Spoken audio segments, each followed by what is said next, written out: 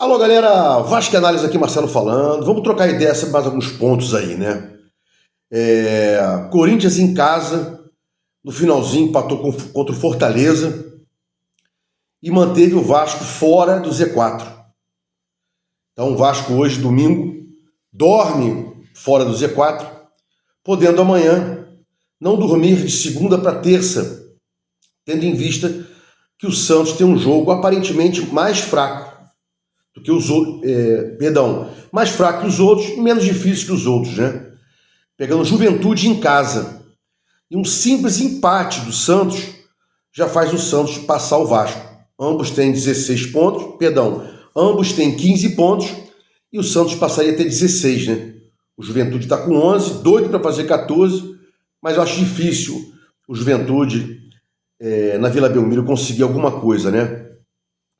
Eu não lembro se o Vasco já entrou na zona de rebaixamento esse ano, mesmo que de um dia para o outro apareceu lá e depois saiu, eu não lembro disso, né? A gente fazia pesquisa, lembrei agora, não fiz essa pesquisa. Mas com esse grupo que está aí, né? Um pessoal já derrotado, entregue, frouxos em campo, né? Jogadores não reclamam. Um exemplo, Vasco e Mirassol, né? Tem uma falta para o Mirassol, todos os jogadores do Mirassol correm para reclamar com o árbitro e tal, aquela gritaria. O Vasco não reclama de falta, o Vasco não chia, é um time frouxo, inclusive porque não tem líder, né? O Verratti é um líder imposto, Verratti é um líder enganoso. Verratti não é um líder, não. Verratti é o capitão, mas não é líder. Então nem o capitão a gente tem lá dentro para brigar, para xingar, para reclamar. Todos os times têm isso, né? E fora de campo, o Diniz está muito mal, né? Passa um clima de nervosismo, não passa segurança ao time. E na presidência, né? O mandatário maior do Vasco não aparece, sumiu. Eu pensei que na coletiva anterior ele fosse dizer que iria sair, né? Conjectura, já tá com depressão, vai sair, não aguenta mais ser xingado, mas ele não fez isso, né? E continua nesse marasmo aí, não aparece, não dá as caras. O Vasco tá sem presidente, né? Sem líder dentro de campo, e o nosso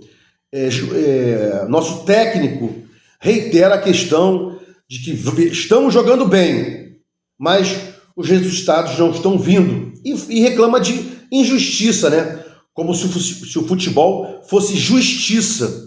Quem lembra aí da Copa de 82? Foi justo o Brasil perder para a Itália?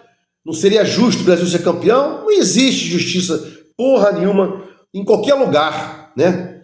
Justiça só divina. O resto toma lá da cá e tal, ganha um mais forte e acabou, né? Bom, Diniz, já aí aproveitando o Diniz, né, que o assunto é o Diniz também, tem 26,6% de aproveitamento. E olha só, com mais partidas que o Carille. O Carille tinha 36,3% de aproveitamento, o Paiva 46,6%, e os dois foram bicados sumariamente, né?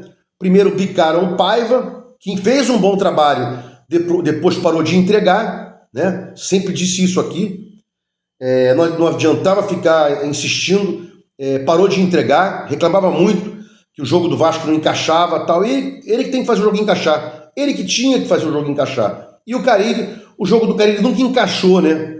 O Carille nunca mostrou nada, diferentemente do Paiva, que mostrou. O Vasco deu um saltão na tabela no passado, todo mundo pensando em rebaixamento. Do nada o Vasco ganhou partidas importantes, né? Chegou na semifinal da Copa do Brasil, ficou em 10º lugar no Brasileiro. Então, por muito menos, né, o Paiva foi mandado embora e depois o Carille. Não sei por que o Diniz está sendo mantido aí no cargo. Eu gosto do trabalho do Diniz, né? Eu que acompanho futebol, estudo tática, né? Mas às vezes não dá, às vezes não combina, né? Por exemplo, ontem o Vasco perdendo de 2-0, conseguimos achar lá aquele cruzamento do Piton na cabeça do Puma, e depois a jogada do Puma pegando o Verratti sozinho dentro da área, mas várias vezes o Vasco, né, precisando do placar, precisando correr atrás para fazer 1, 2 gols, e o Vasco subindo devagarzinho, Coutinho trotando com a bola. Então a gente tem que ter variações, não só esse jogo apoiado que o Vasco vem apresentando, é o único que tem. Só dá para jogar desta forma, com os cansados, Coutinho e Nuno, você só consegue jogar da forma apoiada, não consegue transição rápida, né?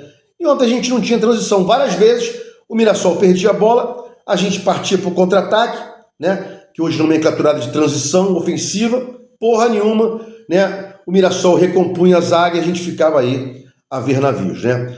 GE soltou matéria dizendo que o Vasco é o time que mais sofre gols a partir de falhas individuais. Isso aí é fato.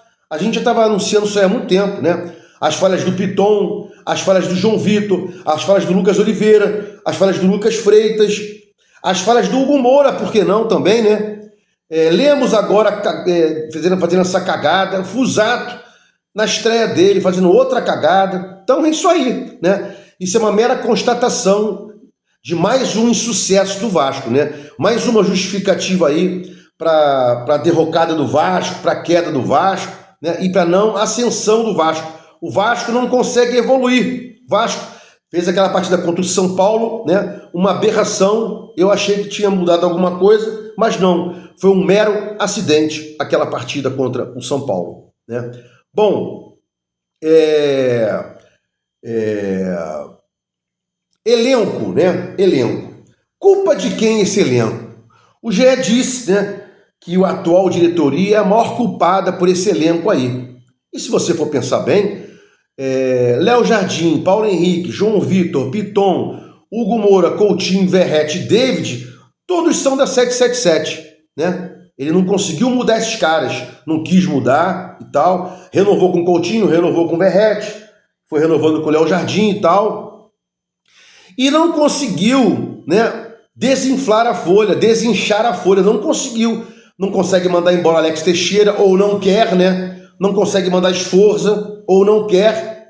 Vasco deve ao Sforza, Vasco deve ao Adson, né? O caloteiro que é essa diretoria, essa 77 também é caloteira, né? E a gente não consegue desinflar a folha. E mais, ainda trouxemos nada, o Pedrinho trouxe, né? Essa gestão incompetente, Jean David, que veio em agosto do ano passado, já era Pedrinho, né? Emerson Rodrigues, Maxime, esses dois foram negociados.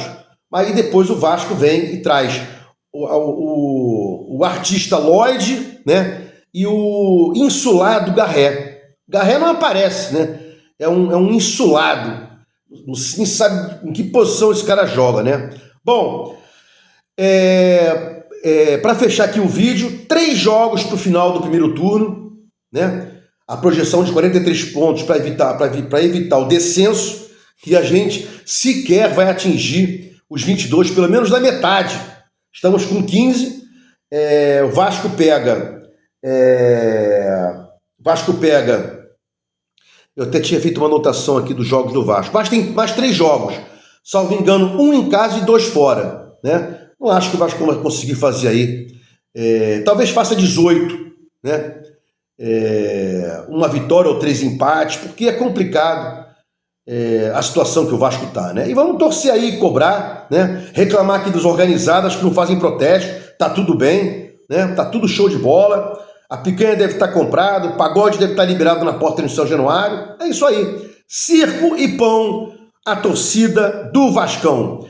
Se gostou dos comentários, inscreva aqui no meu canal Vasco Análise, dá um like para mostrar o YouTube engajamento, sininho para mostrar o YouTube que você quer receber meus vídeos quando forem ao ar. Vasco Análise, fique com Deus e até o próximo vídeo.